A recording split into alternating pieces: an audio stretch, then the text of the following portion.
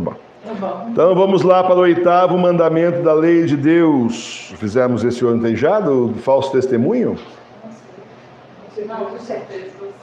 É que eu fiz o 8º hoje com as crianças, então já confundiu aqui. Do 8º mandamento da lei de Deus. Que nos proíbe o 8º mandamento da lei de Deus? Não levantar falso testemunho. O 8º mandamento, não levantar falso testemunho, proíbe-nos atestar falsidade em juízo. Proíbe também a detração ou murmuração, a calúnia, a adulação, o juízo e a suspeita temerários e toda espécie de mentiras. Imagina que tem gente que vai no tribunal para mentir, e como tem, né?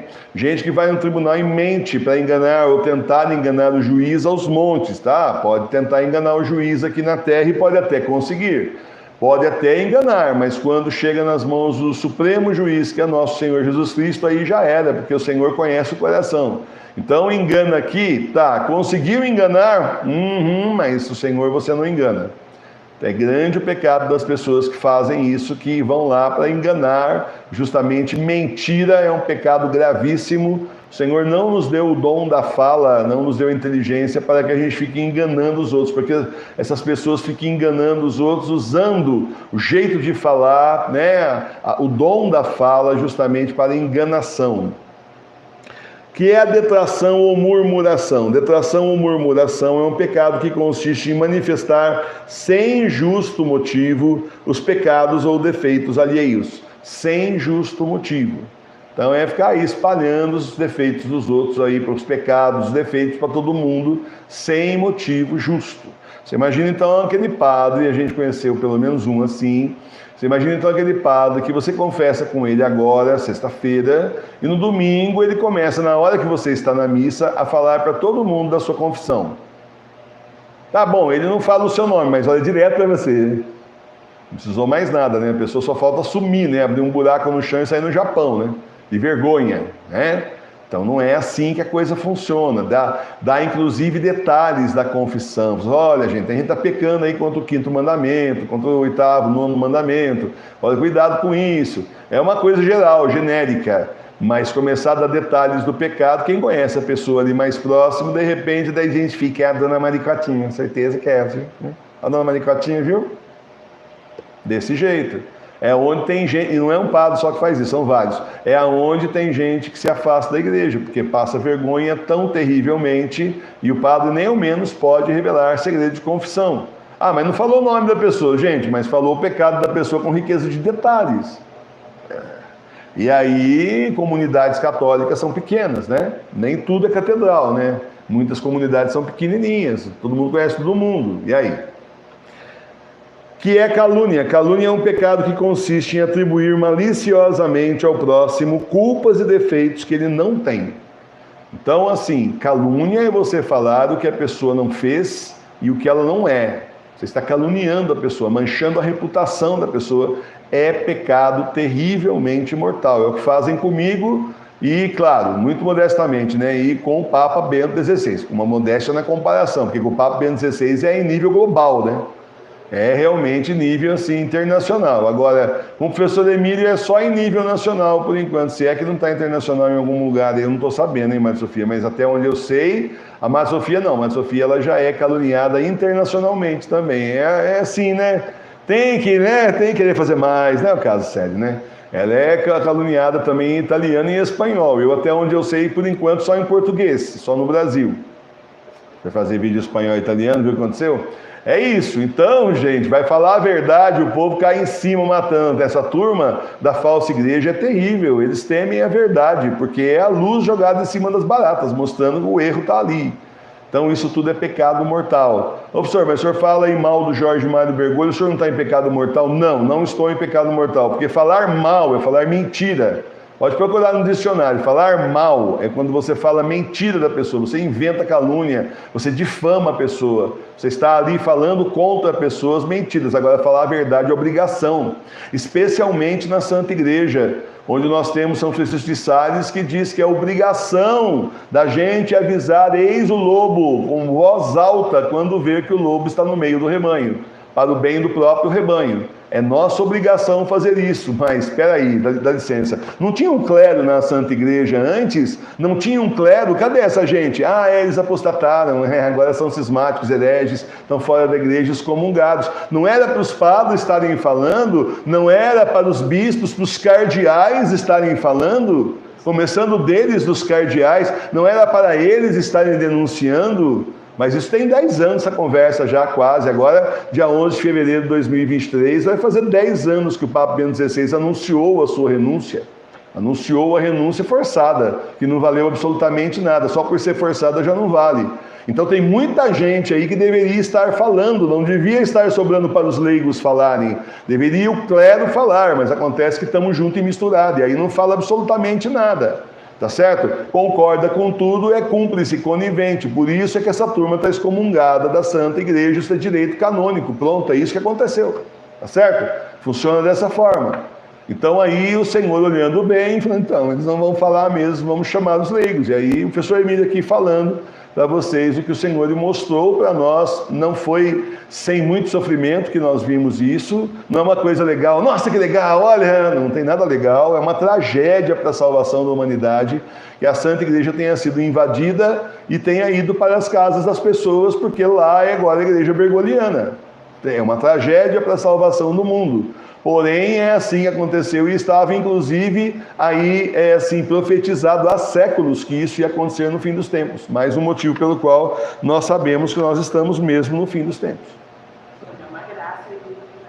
Agora, por outro lado, é uma graça imensa a igreja doméstica, que o Senhor não nos abandonou, como Ele prometeu que Ele não ia fazer. Ele disse justamente, eis que estou convosco até o fim dos dias, até o fim dos tempos. Promessa do Senhor, Ele cumpre, diferente de muita gente que prometeu na frente do altar lá, foi ordenado padre, bispo, etc., prometeu mundos e fundos e não fez nem um mundo e nem um fundo, né? Fez tudo o contrário.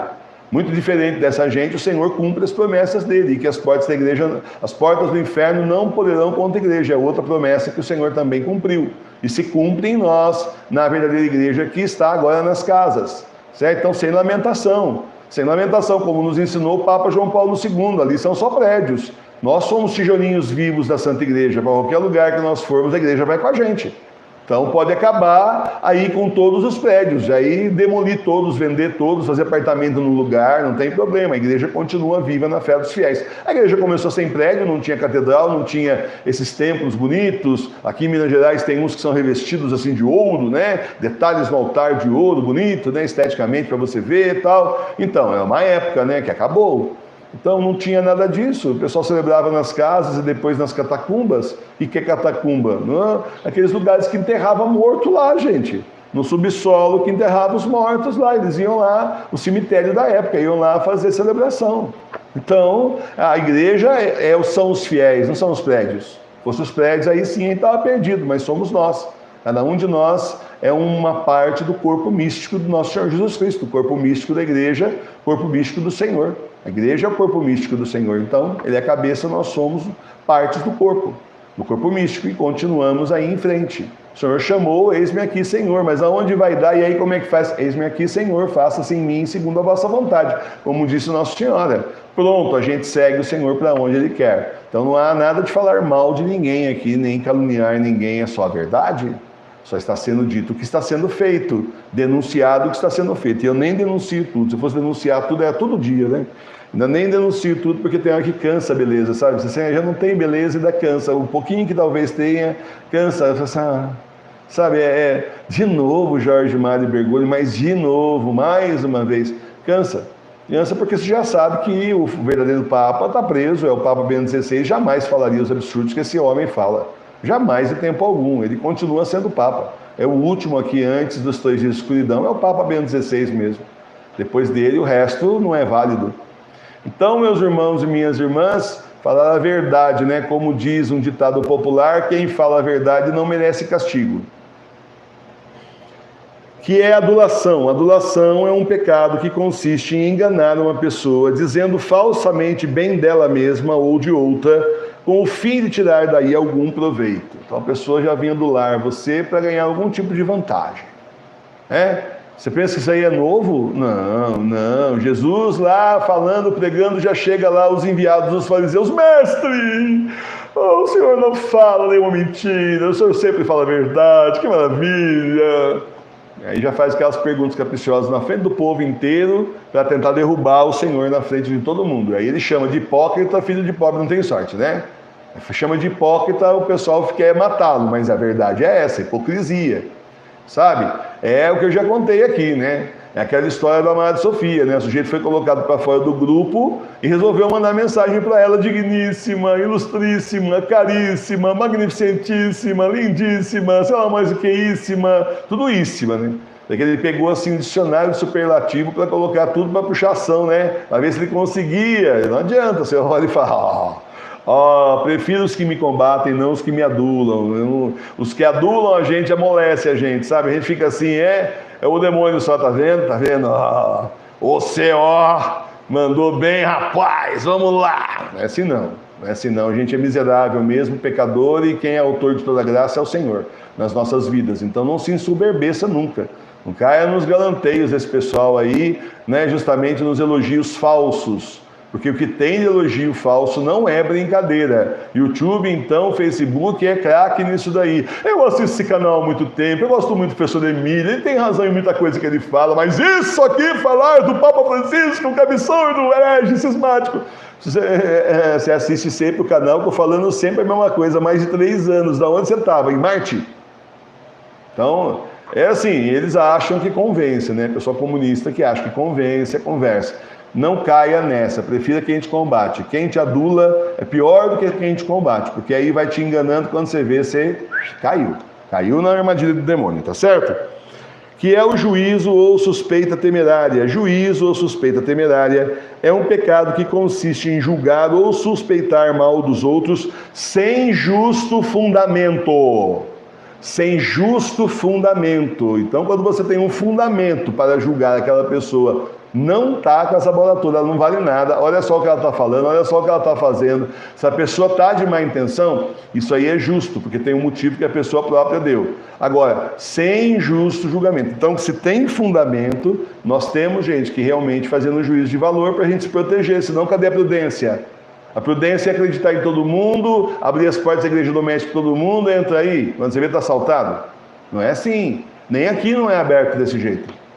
Aqui é dentro de um mosteiro, estamos aqui dentro de um eremitério, a capela. Então, para vocês é aberto, basta marcar com a gente antes, falar: professor, eu vou aí, para evitar de num dia não tem ninguém, no outro dia tem 10 pessoas que não cabem aqui dentro, né? E aí então aquele sufoco, aquele desespero, né? De falta de espaço, para recebê-los com muito mais qualidade, receber vocês assim com muito carinho, como quem veio aqui já foi muito bem recebido, e até esperamos a visita de todos vocês, mas dessa forma, fala comigo no Telegram: professor, estou querendo ir aí domingo, tudo bem? Como é que tá aí a programação? Tudo certo? Posso ir? Né? Aí é que a gente marca certinho, já espera você também, já dá até assim uma ajuda para você via Telegram para você chegar para cá, mas o pessoal que realmente é da paróquia. Agora, gente que não faz parte da igreja verdadeira, fazer o que aqui? Só ficar de pescoço? Só ficar atrapalhando? A gente tem que ter assim uma certa noção, a gente tem que ter cuidado com a casa de Deus, não é abrir para tudo e para todos, porque nos tempos que nós vivemos não é assim, gente. Não é, as coisas não são assim. Tá certo? Então tem que ter esse cuidado. Você também na sua igreja doméstica, prudência, a mesma coisa, né? Sempre prudência. Que é a mentira? Mentira é um pecado que consiste em afirmar como verdadeiro ou como falso, por meio de palavras ou de ações, o que julga não ser assim. Você sabe que não é aquilo, mas você fala o contrário. Você mente. Você mente e a mentira, assim, é o tipo da mentira que, assim, vai atrapalhar a vida dos outros. Vamos ver os tipos de mentira. De quantas espécies é a mentira? A mentira é de 3 espécies: jocosa, oficiosa e nociva. Que é mentira jocosa? Mentira jocosa é aquela pela qual se mente por gracejo e sem prejuízo para ninguém. Então essa não prejudicou a vida de ninguém. Que é mentira oficiosa? É a afirmação de uma falsidade para utilidade própria ou alheia, sem prejuízo para ninguém. Que é mentira nociva? A mentira nociva é a afirmação de uma falsidade com prejuízo do próximo. É lícito alguma vez mentir? Nunca é lícito mentir, nem por gracejo, nem para proveito próprio ou alheio, porque é coisa má em si mesma. Que pecado é a mentira? A mentira, quando é jocosa ou oficiosa, é pecado venial, mas quando é nociva, é pecado mortal, se o prejuízo que causa é grave. É necessário dizer tudo o que se pensa sempre? Não. Nem sempre é necessário, especialmente quando quem pergunta não tem o direito de saber o que está perguntando. Esse é uma boa. Então, é necessário sempre dizer tudo conforme se pensa? Não, nem sempre é necessário, especialmente quando quem pergunta não tem o direito de saber o que pergunta. Que agora é assim na internet, né? A internet é assim: fale mais sobre você. Onde é essa paróquia? Quem é você? Qual a sua formação? Você é padre? E você aí, Madre Sofia, quantas pessoas tem na sua comunidade? Quantos anos de faculdade você fez?